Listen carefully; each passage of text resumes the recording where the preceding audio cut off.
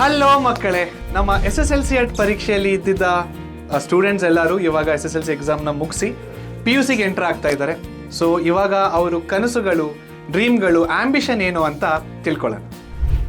My dream is PCMC ಮಾಡಿ ನಾನು software engineer ಮಾಡಬೇಕಂತ ನಂದೊಂದು ಕನಸಿದೆ.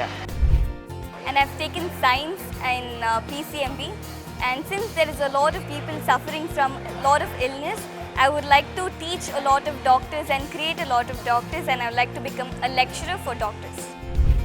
I completed my SLC and I want to be a trader.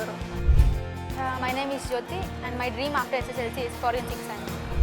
So ನೋಡಿದ್ರಲ್ವಾ, ಎಷ್ಟು ಒಳ್ಳೆ ಕನಸುಗಳು, ಎಷ್ಟು ಒಳ್ಳೆ ಡ್ರೀಮ್ಸ್ಗಳನ್ನ ಇಟ್ಕೊಂಡಿದ್ದಾರೆ. ಸೊ ನೀವು ನಮ್ಮ ಪರೀಕ್ಷೆ SSLC ಮಕ್ಕಳೇ.